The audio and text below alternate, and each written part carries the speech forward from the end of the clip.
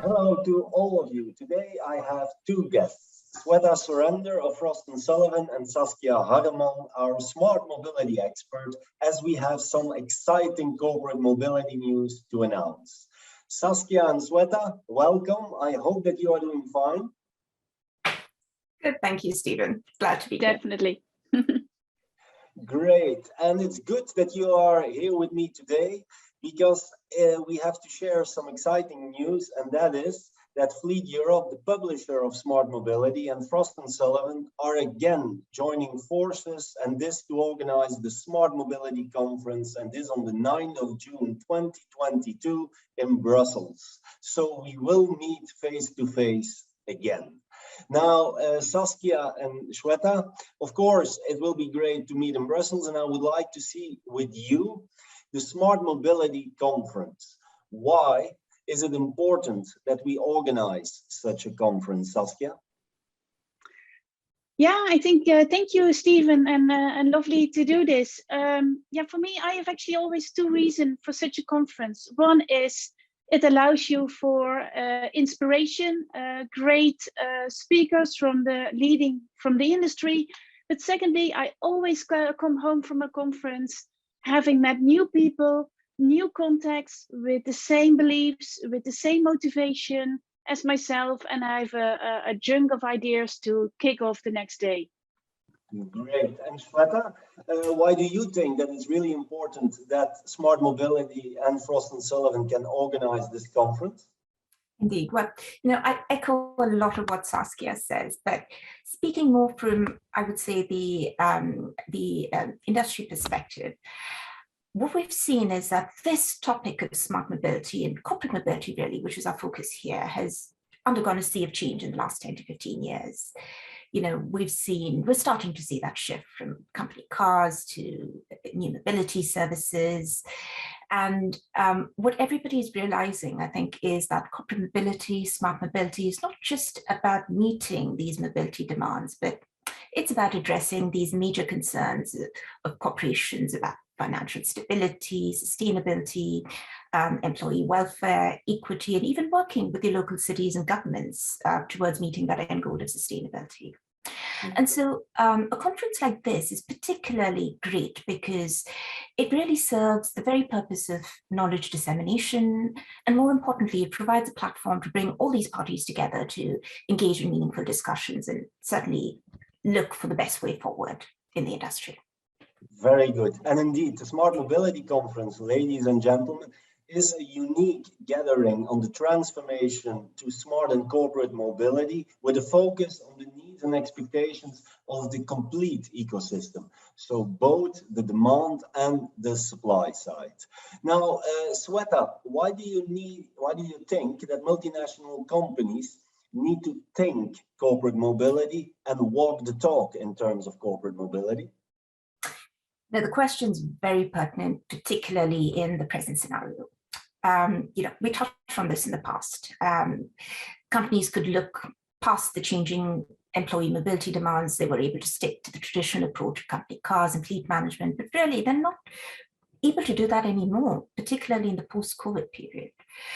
What we've seen is that effectively COVID has led to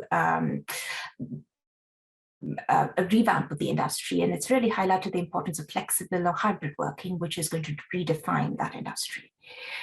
You've seen major players like Meta, Twitter, even Microsoft, either offer flexible mobility, hybrid working, and in some cases is still continuing with the work from home. But realistically, we expect that the industry will land on hybrid working. There will be a section that will have to come in permanently, but majority will fall into the hybrid patterns. And what this is going to mean is that there's going to be a spillover into urbanization patterns, because we'll see people moving away from city centers in pursuit of better quality of life. This is going to impact mobility patterns, and that's going to certainly be taken into account by stakeholders across the mobility landscape.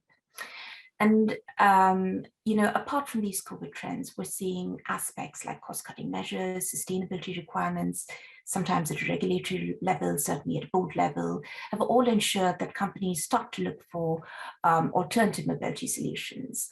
So increasingly, you're going to see an emphasis on flexibility, along with being reliable, economical, and sustainable. So with all of this happening together in the industry, it really is a very, very appropriate time for multinational companies to come forward and experiment with these new age smart mobility solutions.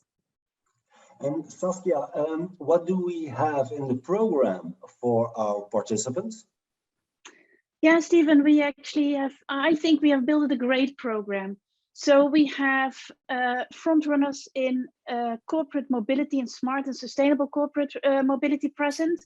We have industry leaders present, tech-savvy startups present. We also have users in the conference telling a really honest and real-life experience of their transition from a company car to using only smart and sustainable mobility. We also have mobility experts from consultancy firms available and from the public sector.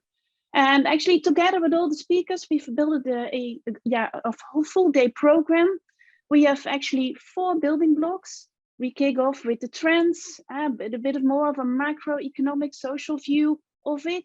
Then we view down to the strategy. So what can corporates do actually from a strategic point? How should they set up for the transition to smart and more sustainable mobility?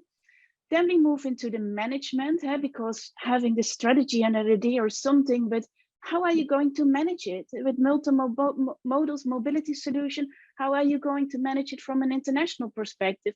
There's so many practical questions that companies still have. So an entire block on the management and possibilities, on several possibilities of how you can manage it. And then we finalize the day with a session on mobility for all. We really see corporates making not only the transition to smart and sustainable mobility, but also considering, is it still for those people eligible for a company car? Or is it actually mobility for all and for all employees, both commuting and traveling for business, both living in a city or in rural or suburban environments, and what it means for that? And I think also the Smart Mobility Conference is also for the international decision maker for mobility, as well local, but also for the international decision maker. And I think we have a prime time with the reveal of a study about the maturity of corporate alternative mobility across Europe. Okay. So that will be really, I think, a key asset to attend and to learn from. Okay, yeah. What a great program. It sounds like really an exciting program and also hands-on really with today's needs and expectations of our industry. So Sweta, what do you hope to see at the conference? What do you hope that comes out of the conference? Well, really, I hope we have a very rich and insightful session on, the current and future smart mobility with stakeholders, engaging productively and really working together to come up with solutions that have viable business models and use cases. Hopefully, we'll see the conference as the beginning of new collaboration amongst all these stakeholders, right from the corporates to the leasing companies to mobility service providers, technologies, the entire gamut. So looking forward to it. Well, thank you very much, Saskia and Sweta. And ladies and gentlemen, you have heard it from our expert. It's clear the 9th of June is the date to mark into your calendar and to put corporate mobility into practice. Register now and see you in Brussels.